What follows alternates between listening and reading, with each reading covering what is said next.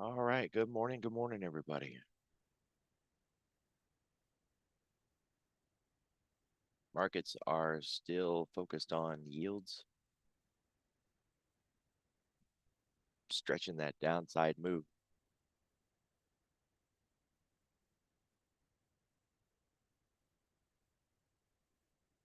UK up 0.25%, and there's talk of at least two cuts over there, possibly three by the end of the year.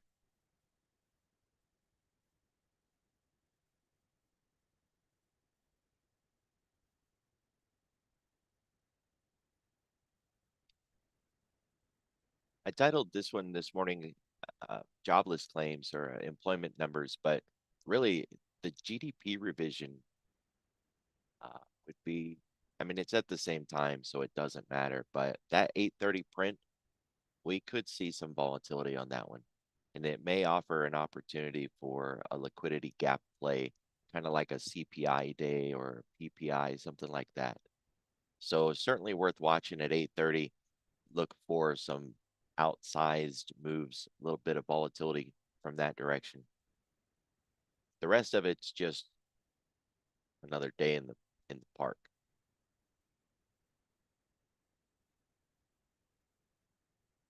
Now tonight, and I kind of mentioned this yesterday, but it's worth repeating.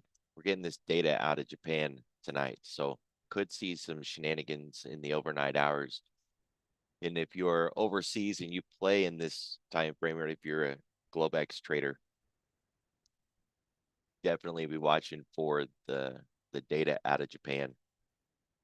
When I was trading a lot more at night, I would listen to Bloomberg Asia. It's really helpful just to kind of get a feel for the mood, right?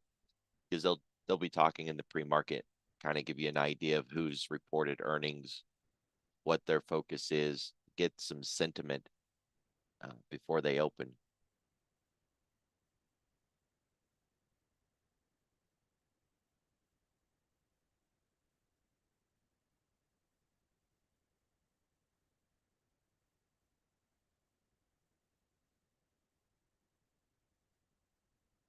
On a short week, we get crude inventories on Thursday instead of Wednesday. I mentioned this yesterday as well. So at 10:30, if you're trading crude, you're going to get the oil inventories. That might not be a bad setup either, waiting for that one.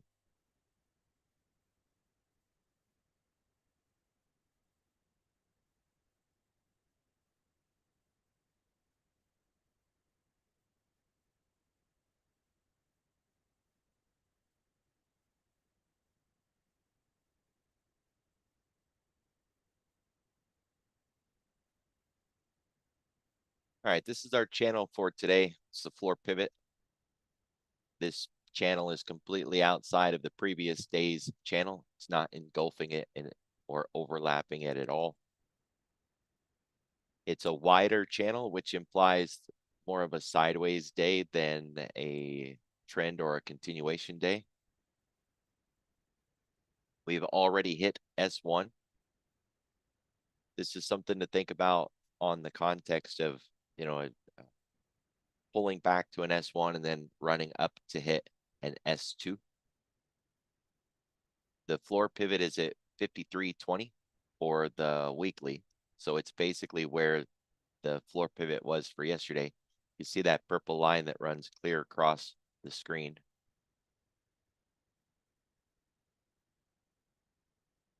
Distance from the weekly floor pivot comes into play in a little bit of a mean reversion. Now, it's hard to quantify this, and I built an indicator just like our distance from 10, only it was distance from pivot point, kind of on the assumption that, when we see the market get too far away from that floor pivot, we oftentimes see it stall out and even come back to the weekly pivot if it gets too far away from it. So it seemed, common sense. Why not measure that distance and see if there's an average or, a typical range of how far is too far before we really can't expand farther away from that weekly pivot on a week to week basis. Didn't work out the way I thought. The indicator wasn't very useful. And I think it has to do with the way that it resets every week, right? Every week, it's that distance from that central pivot point. So I don't know. I'm still working on it, but it is something that I pay particular attention to when we make a good move on the week. How far away from the pivot point, that weekly pivot point, how far away are we? It's what I tend to pay quite a bit of attention to. So in this move in the overnight, when we opened in the Globex last night and continued this move to the downside into S1, S1 has been acting as a really nice support in the overnight. We've turned from there and started our way back up like a V shape or a TRB play. The magnet is the central pivot or the daily floor pivot. Once we get through that, we'll start working on the R levels and work our way back towards this weekly pivot point. We are inside day breakout. Just a general concept. This is yesterday's range and we're outside of it. Simple enough, right? Inside day breakout. Was talking yesterday afternoon about trading in nasty markets, right? And looking at yesterday, it wasn't necessarily the greatest kind of trading range that we would want to trade. And after really struggling for the day, somebody had said this was rough, right? They had some really great gains in the pre-market and then, kind of gave it all back trying to trade this trash. Now, I get it. One person's trash, there's another person's treasure. Maybe you like that kind of range that we had yesterday. If you like it, then awesome, great, good for you. But I tend to just sit out when it's that kind of trash. I've got better markets to trade, or I'll just do something else. But the comment was, well, if I'd have known it was going to be that kind of day, I probably wouldn't have traded it at all. Okay, well, we never know for sure what kind of trading day we're going to get, but some of the things that we work through in this morning briefing is to try to anticipate what's the day going to be. Are we looking for a sideways kind of rangy choppy day? We're looking for, a breakout trend day. And a good rule of thumb is if you're inside of your own Globex range, then it's going to be choppy and nasty. Now, yesterday's tricky if we try to use that concept because yesterday's Globex range was a very wide range.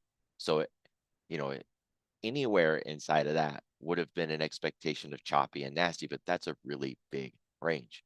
Couldn't we narrow it down a little bit? Well, there is the floor pivot. This is S2 and that is S1. We stayed chopping in there.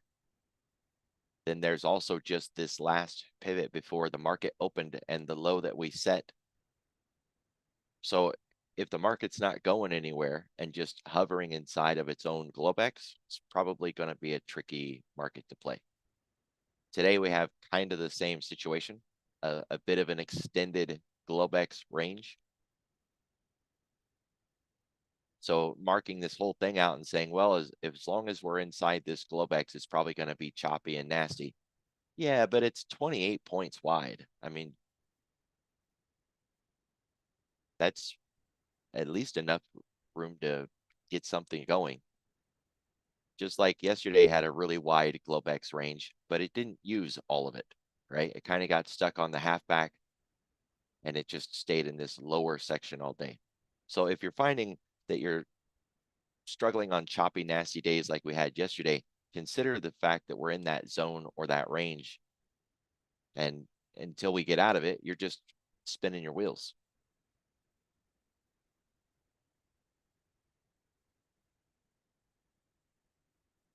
Base case argument is that this S1 is going to hold. We'll get to the floor pivot. We'll focus on R1 and then R2, get through the weekly floor pivot, and then there's the ADR levels as well. All of that is off the table if we break this low. If we break this low, then we're going to aim for S2. There's really no reason to believe that we're going to do that other than the fact that we have some data this morning that could send us in that direction. But just from price action alone, there's no real reason to believe that we're going to revisit that low and break lower. The ADR to the downside, 52.46, that would be the next stumbling block if we do break that S1.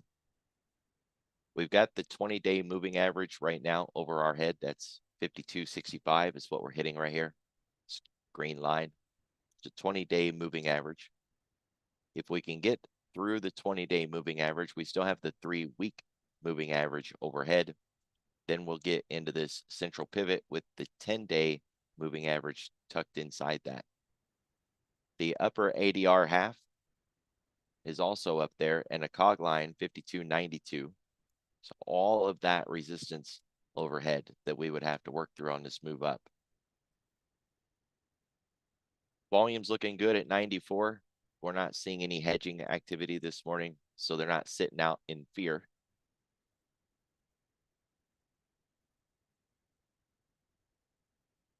The cumulative volume looks to be wanting to test this lower Bollinger range. It's worth keeping an eye on. You know, we haven't lost market breadth yet, but we really don't want to either.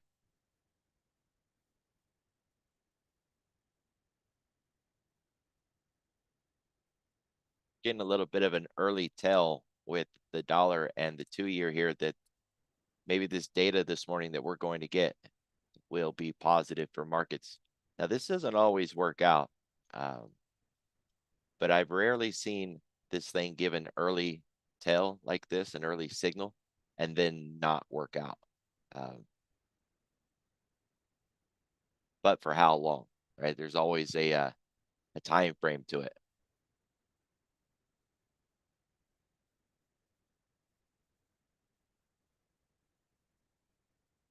Something to consider. Keep your eye on this. See if the dollar and the 2-year flips back around and starts heading to the upside before we get our data this morning, and see if the ES or the NASDAQ, if you're playing in that direction, flips over when these two flip over.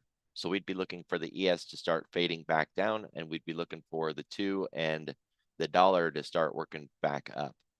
Otherwise, these two are giving us a signal that the ES is trying to get to that upper ADR, and that the econ that we're getting this morning, it may be positive.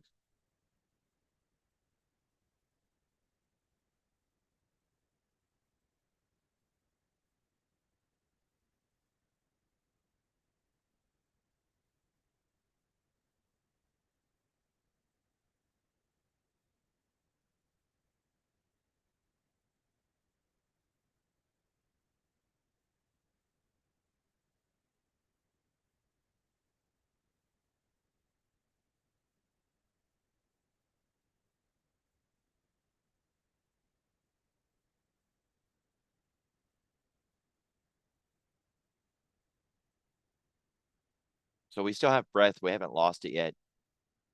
And we don't have any divergence yet, but that's what I was wanting to check on. It's just checking.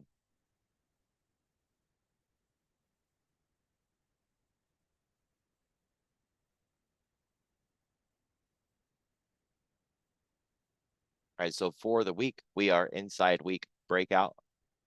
We've left yesterday's range, but we're still inside of this range. The lower end of that range ties us right up with the 10-week moving average, 52.17. There's a cog line, 52.11. Right above 5,200, solid round number. This is the low that we're focused on. There's no reason to expect we're going to make it all the way down to 5,200. But if the fade continues, that's what we will focus on. Then there's the half back that we have to get through to work our way back up. We're underneath this half back right now, so that's kind of the line in the sand to the upside that we got to get across. Not just back inside of last week's range, but through this half back level, that 52.83.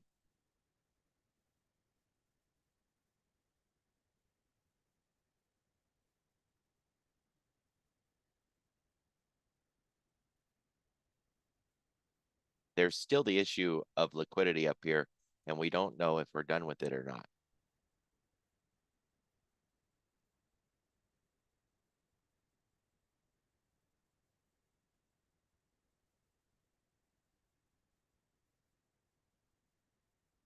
So looking at it on the daily, everything is fine. One of the things that we want to focus on when it comes to a pullback is how far has it pulled back? We can always just measure the last leg and look at the pullback. Now, the textbooks will tell you 618 is the line in the sand for a pullback, but most of the textbooks are really old and they haven't updated to, this modern world that we live in and the way that data is transmitted. Think about the fact of market participants, right? If we're using the textbooks, which was old data, delayed data, oftentimes an hour to 2 hours of delayed data, then using a 618 makes sense.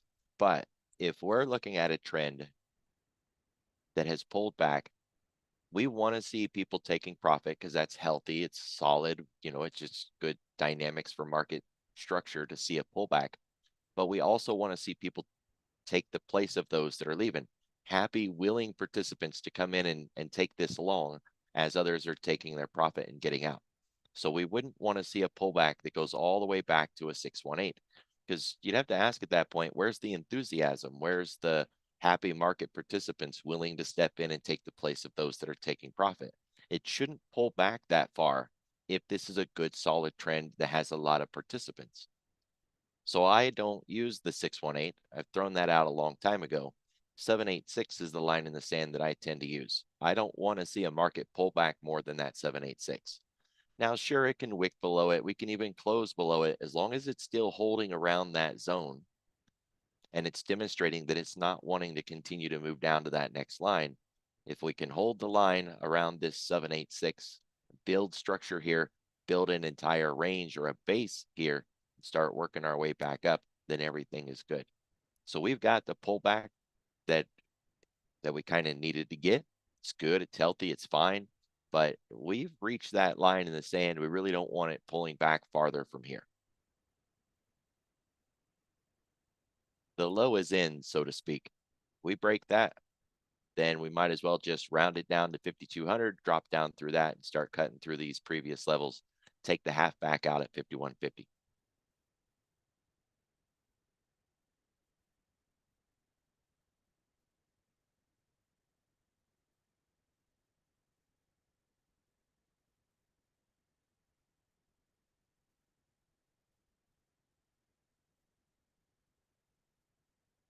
10-day, 30-minute volume profile, we're going to continue to expand this now. Remember, we were looking for this volume to fall out. That would have narrowed things up, and the bottom of our profile would be here at this 5270 range. But we've dropped down through that zone. So now we're not going to see this profile shrink. As these candles fall away today, we're not going to be losing any of the volume structure from up here, so it won't change where the point of control is. And unless we rally back up into this 5290 area, we won't build this area out enough to see a change in the point of control to see it move down to that level. That is a high volume node, by the way, so if we can get past this low here, then we're very likely going to get stuck in this channel between, call it 5275 and 5300. Just a nice 25-point range. We have to get outside of that channel, and that's going to be the trouble.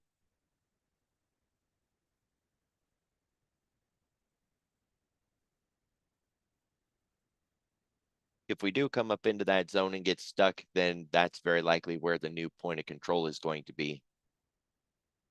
It'll also help that as we go through the end of the week and start getting into the new week, we're going to lose a lot of this volume across this high volume node up here, and the point of control will default down to this new position anyways. Almost destined at this point for 5290 as the new point of control.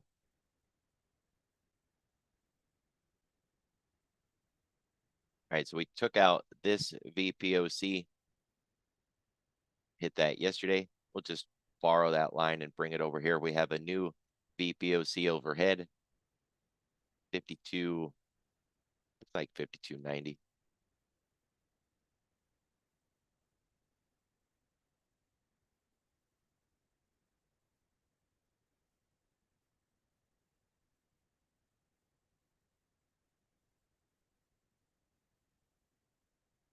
Posted at 52.90. There's a cog line at 52.92. So if we do make a move to the upside, we're going to hit either the cog line or the VPOC both. We still have this lower VPOC level 52.47. Just going to jump out here a little bit and see where that 52.47 came from. I wanted to make sure it wasn't some of these old ones from a contract that we're no longer in.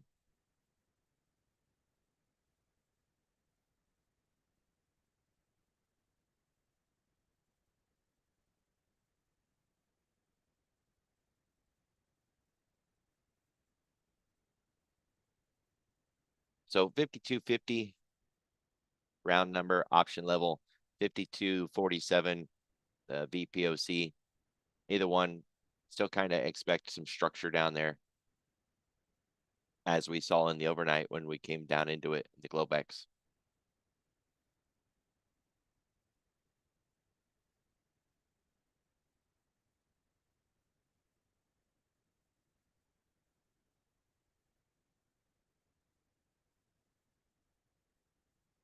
We are at the edge of the weekly expected move. We're supposed to close inside this box 80% of the time. Technically, it's 70% of the time, but on the ES, it has a more accurate expected move, and it tends to stay the course 8 out of 10 instead of 7 out of 10. Either way, we're supposed to close inside that box. So we've left the range. We're trying to come back up inside of it. We counted these out the other day, and the accuracy is off right now considerably. Now, missing once in a while is not a big deal, right? That's where the 8 out of 10 comes from. Once in a while, closing outside the box on Friday, not a big deal. But when we close outside this range on Friday afternoon multiple times in a row, and when we count in the last 10 weeks, 5 out of 10, we closed outside that range. That's a horrible statistic. And it's not because the indicator is broke. The indicator is just measuring the volatility and plotting out the expected range for the week. It's the fact that price isn't responding to that volatility, or the market isn't pricing in that volatility. So it can be an error on the market maker's side of things, or it can just be that, you know, the volatility just isn't there, right? That number, that range that we were looking at is derived from this. So like tomorrow on Friday at 4 o'clock, 4:15, we'll have a new number. We'll look at next week's range. We'll plot it out again. This is implied volatility average.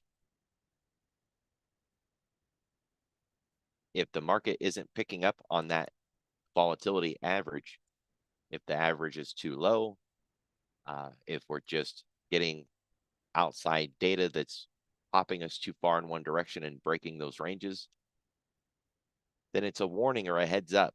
You don't want to use iron condor strategies or any tactic that says, I bet you're going to hold the range and not move, because we're not holding the ranges and we are moving.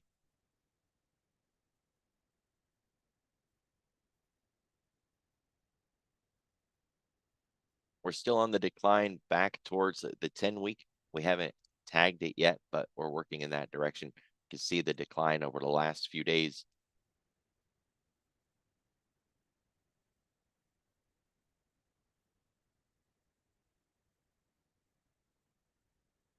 And for the 10-day, we're a 0.5% below it. Now, I tend to use this distance from 10 to answer a mean reversion question. You know, when we get one of those days where the market makes a real big move, we're at that point trying to identify if we've moved too far, too fast, and if we should be expecting some mean reversion, a move back towards the center. The distance from 10 works excellent for that, so that we can answer that question. We had a really sharp move yesterday, so it stands to reason that we want an answer to this question. Did we move too far, too fast? Are we overextended? oversold? Should we be looking for a mean reversion, a move back towards the center? This says no, we haven't moved too far too fast. We're not oversold or overbought. It doesn't owe us a move back towards the center. That's exactly what we needed to know. So this move yesterday was not too much. That doesn't mean that we can't move back in the other direction, just that we haven't moved so fast and so far that it would trigger a move back in the other direction.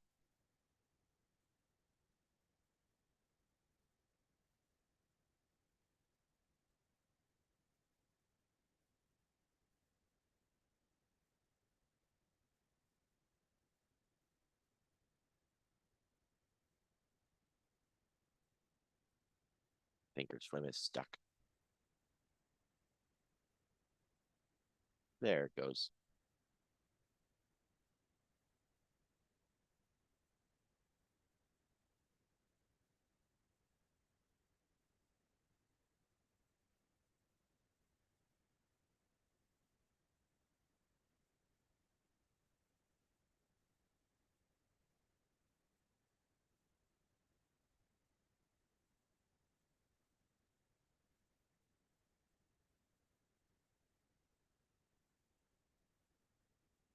So Bitcoin is up this morning,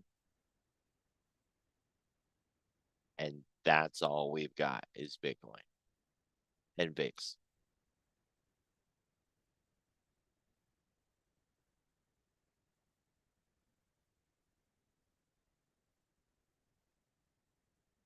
China's down.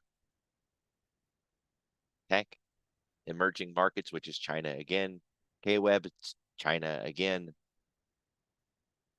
So from a rising tide standpoint, we don't have anything rising, but from a falling tide standpoint, we really don't have a lot falling either. It's that flat of a morning.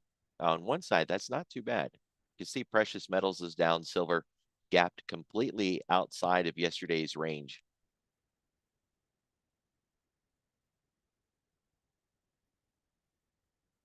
Cool, I'll have to check that out later. These guys are constantly coming up with new stuff. I gotta say, over the years, I've seen TrendSpider grow more and more.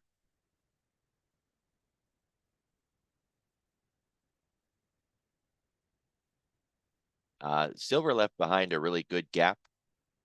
I would say that's very likely where it's headed, as it wants to close this gap. The half back, 52, not a half back. The measured move of 50% is 28.22. So if we look at this as a double bottom,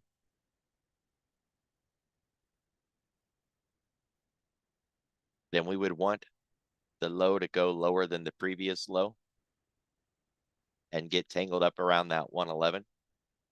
It could possibly overshoot into the 1, 2, 3, 6, but that would be as far as we want it to go. Because if it's going to be a double bottom, it needs to be a convincing enough trap to get the bears in there so that we can then trap them, right? But if we go too far, then it's not a double bottom. It's just a move back. Now we gapped up to begin with. And if we gap back down, say we just kind of hold the range and chop here for the day, and then we gap down again and we end up down here, then that would be an island reversal. Not necessarily an island reversal yet, because this gap needs another gap here. If we just fall down, then it also won't be technically an island reversal, because this gap should have been down here. So line in the sand, 28.5. If silver breaks that, then we've really gone too far. We'll target the 50% measured move. Then we can target that 2780 or 2760 range, get back down into this. But you can see silver has this habit, right, of just making a move and then holding steady, make another move. So it's very likely we're just going to chop in this zone. Then we'll gap out of it one direction or another. So far, it's not looking that hot. Very likely 28's back on the table.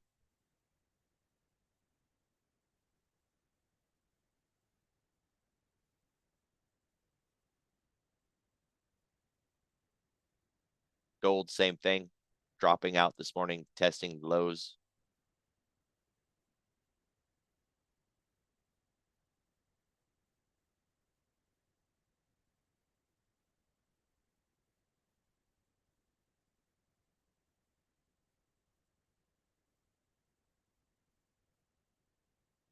Hot stocks are trying to come up a little bit, but this has been a significant beatdown. And even if we are going to turn around, there's a lot of work it needs to do.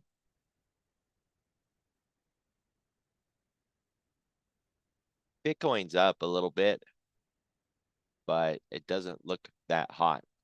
On the daily here, we're creating a really tight wedge. Now, this is interesting. Might be worth a collar, strangle, straddle. I don't know how you want to play it. A trade that will pay out no matter which direction we go, because this is a very tight range and it's getting tighter. That sort of market compression very often leads to a really nice breakout play. The problem is there's no real tell for the direction. It does look like we're setting more of an equal low. So, if that's the case, then it's more of a lower highs and a equal low sort of thing.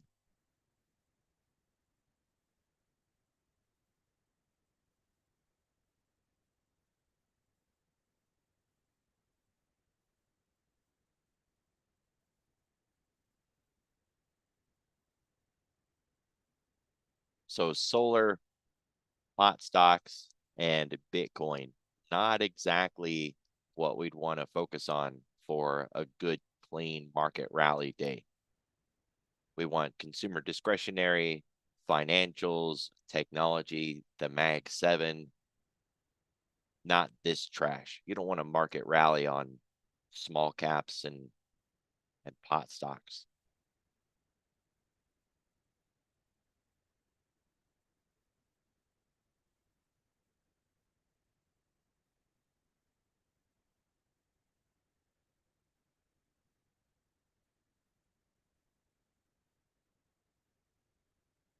With those China ADRs being down, that'll fit into the group with Baba, Baidu, JD, EDD.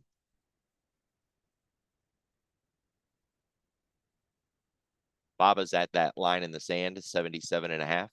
We break that, then we've got a measured move to the downside.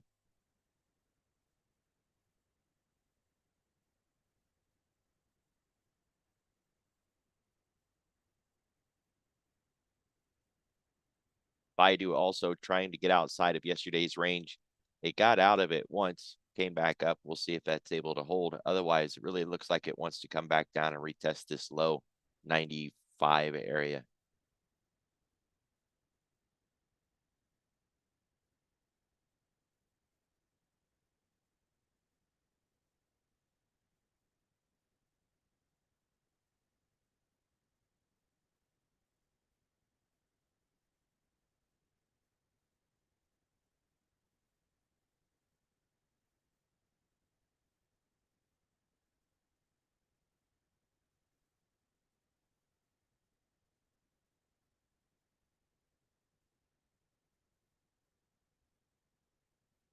So looking at the Mag 7, NVIDIA really is the only one that is near a breakout point, a continuation on this move.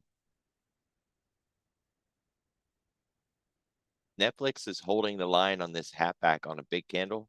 So that's another one that has a possible breakout opportunity. It's down though. See that candle is a solid green candle. These other green candles are hollow. the solid green candle says that we opened up here and that we've faded down. We're still higher than this point here where we closed, which is why the candle is green.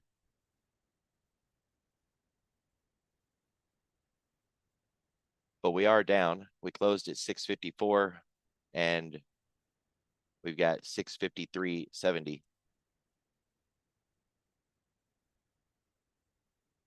But it is above the 10. It's struggling to get above the 3. So NVIDIA and Netflix, they've got that look. It's possible. Tesla still inside this spin here. So that's the range we got to get out of. The 10 and the 3 basically sideways trash. If we want to widen this out a little bit, we could just back it up to this point here. We have to get out of that zone with Tesla. Call it 180. And PayPal got a real solid push here so far.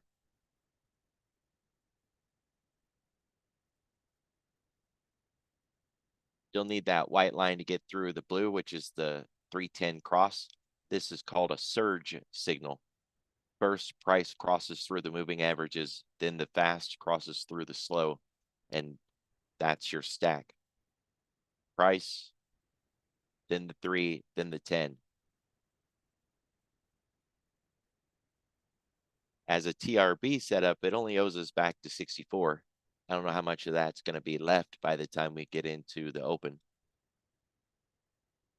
So PayPal, NVIDIA, Netflix, Tesla are at least setting up for a play. The rest of these have too much trash to work through. They can get back to the top, but it would take something. Either that GDP report that we were talking about, maybe the unemployment numbers, need something to kick them into gear, get them through that trash. And NVIDIA is the only one that's sitting at the top ready to continue.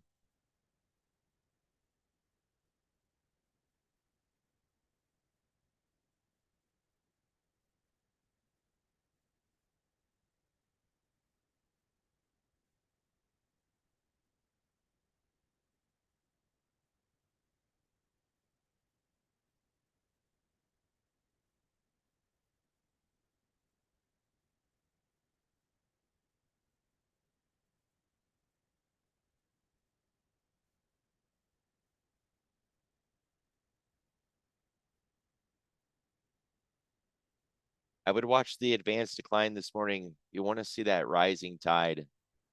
I don't think the market's going to just let the Mag 7 do the work, even if we had the Mag 7 ready to do that work. We're going to need that broader breadth.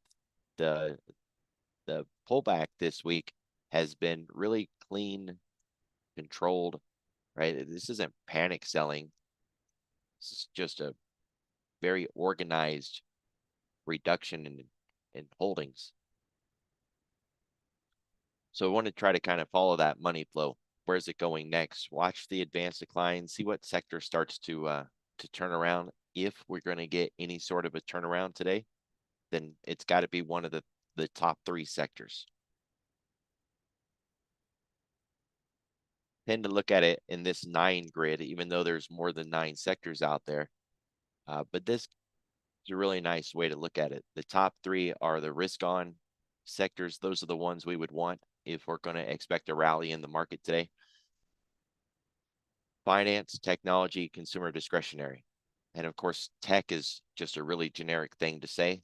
It could be communications, there's so many versions of tech. Same thing with finance. That's really generic. That can be insurance, banks, trading firms. A lot of things are, quote, finance. So it leaves room for interpretation, but we're not going to get a good rally in the market if we don't have at least 2 of those sectors, consumer discretionary and finance, or tech and consumer discretionary, something. Watch the advanced decline, look for someone to stand out as a leader, watch the clock. Otherwise, we're going to end up with a day like yesterday where we just chop about waiting. The market's not going to sit around waiting forever. It's going to get tired of that. But I think the numbers that we get today and the numbers for tomorrow should be enough to really kind of kick us in gear.